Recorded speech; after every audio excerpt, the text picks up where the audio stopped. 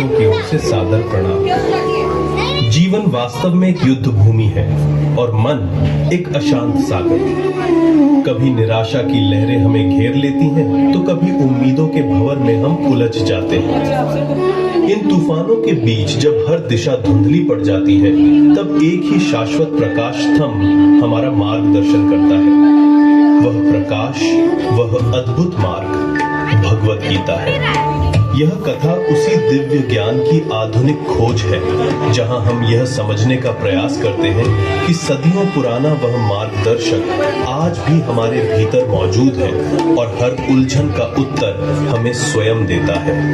और अब आइए देखते हैं कि जब यही जीवन की उलझनें हमारे अपने दोस्तों के सामने आती हैं, तो वे किस तरह उत्तर खोजने की कोशिश करते हैं।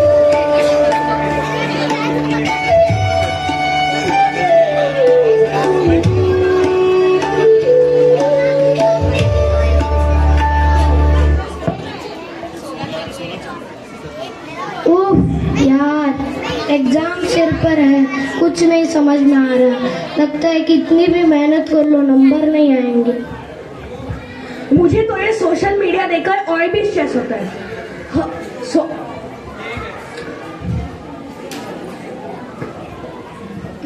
परफेक्ट कुछ नहीं होता। मैंने भी अभी ही गैजेट लिया था, कुछ हफ्तों बाद ही मेरा मन उब गया। ये सब बस दिखावा है। मुझे तो समझ नहीं आ रहा, इंटर्नशिप के लिए कौन सा प्रोजेक्ट चुनूं? सब गलत हो गया तो? कैसे हो बच्चों? आप सबका मन थोड़ा उखड़ा हुआ सा लग रहा है। शायद कुछ ऐसा है जो तुमको परेशान कर रहा है। अपने बातें खुलकर कहो। सर, एग्जाम का इतना दबाव है कि सब कुछ भूल जाता हूँ। बार फेल होने का डर सताता है। अगर अच्छे नंबर नहीं आए तो मेरा भविष्य खराब हो जाएगा। आयुष, यह समस्या आजकल के अधिकांश युवाओं की है। हम आजकल बहुत परिणाम आधारित हो गए हैं। हम प्रक्रिया को भूलने लग गए हैं। आयुष, गीता हमें सिखाता है, अध्याय 2 श्लोक 48 में, कर्मण्येवाधिकारस्ते मा फलेषु कदाचन मा कर्मफल हेतुर्भू मा ते संगस्तो कर्मण्ये। अर्थात इसका मतलब है कि हमारा अधिकार केवल कर्म पर होना चाहिए, उसके परिणाम पर नहीं। तो हमें परिणाम का हेतु नहीं बनना चाहिए।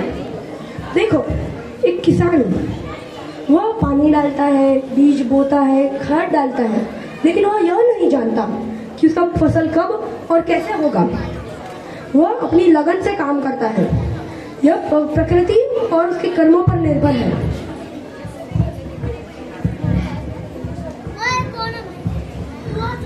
सर, क्या कर्म ही सब कुछ होता है? क्या भाग्य की कोई भूमिका नहीं होती? कई बार मेहनत करने पर भी परिणाम नहीं मिलता। तुम्हारा सवाल जायज है। परिणाम केवल कर्मों का ही नहीं बल्कि भाग्य का भी संगम होता है। गीता के अध्याय 18 श्लोक 14 में दैवम चैवात्र पंचमम, यानी कोई भी कर्म में देव या भाग्य भी 5वां कारण होता है। भाग्य, परिस्थिति या एक्सटर्नल फैक्टर्स ये तुम्हारे नियंत्रण में नहीं होते। जैसे प्रोफेसर 1 ने कहा, किसान बीज बोता है, पानी डालता है, लेकिन उसको ये नहीं मालूम कि फसल कब और कैसे उगेगी। अगर बाढ़ आ गई तो ये उसके नियंत्रण में नहीं है। तुम अपने कर्म पर ध्यान दो, क्योंकि वही तुम्हारे नियंत्रण में है।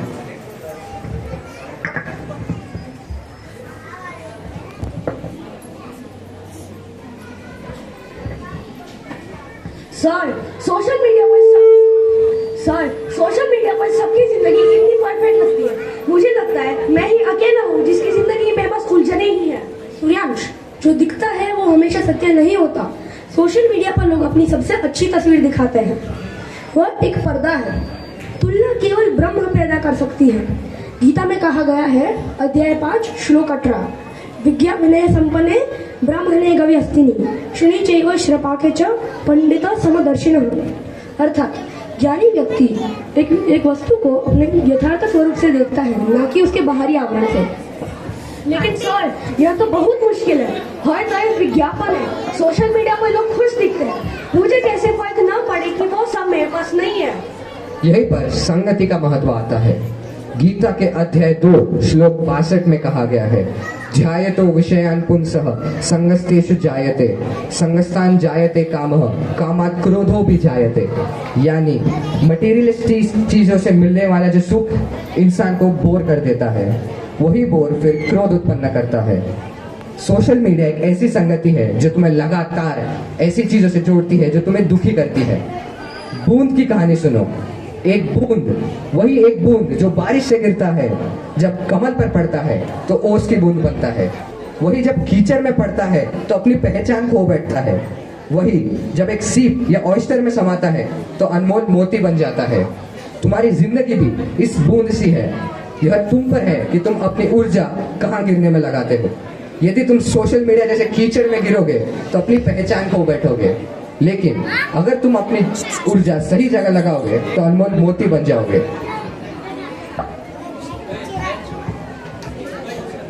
सर, मैं अक्सर छोटी छोटे निर्णय लेने में बहुत मुश्किल होती है। मैं अक्सर दो विकल्पों के बीच फंसा रहता हूँ। यह सामंजस्य मुझे बहुत स्ट्रेस देता है।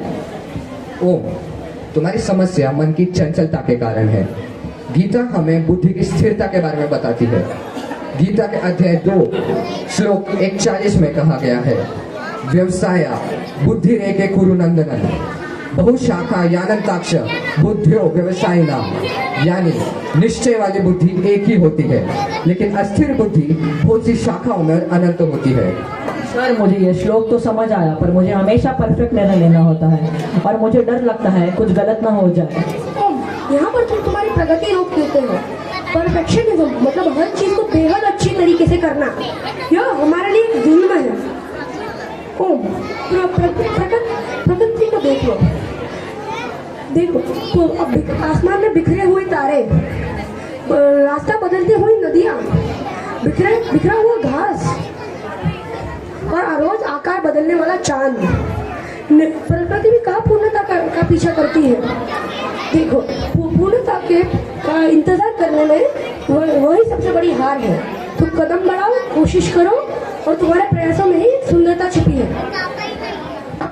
रतन टाटा जी ने मैं कितनी गहरी बात कही है। मैं सही निश्चय लेने में विश्वास नहीं करता हूँ। मैं निश्चय लेता हूँ, फिर अपने प्रयासों से सही करता हूँ। ओम, कई बार सही निर्णय लेने जैसी चीज ही नहीं होती। कर्म करो और अपने प्रयासों से उन्हें सही करो।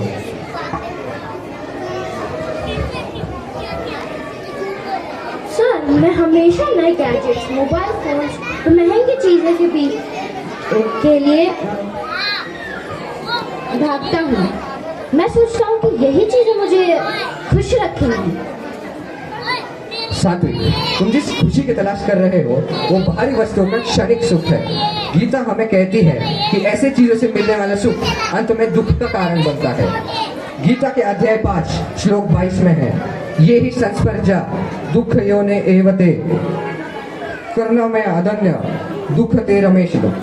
यानी जो तुम तलाश कर रहे हो सुख की, वो तुम्हें इन चीजों में नहीं मिलेगी, ये तुम्हें दुख ही देगी।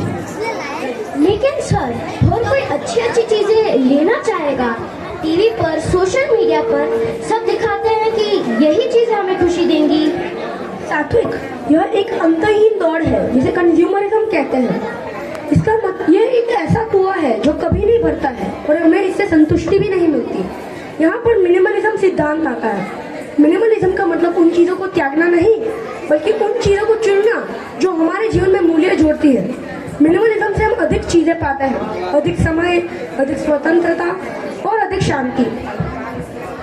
सर, आपकी बात में शब्द नहीं थी, वे हमारे दिलों में गहरी तक उतर चुकी है। मुझे लगता है मेरे भविष्य अच्छा होगा। अब सब अपनी अपनी बातों को एक अलग दृष्टिकोण से देख रहे हैं। पहले जो हमारे चेहरों पर उदासी थी, अब उसकी जगह एक नई ऊर्जा और समझ की लहर उठी है।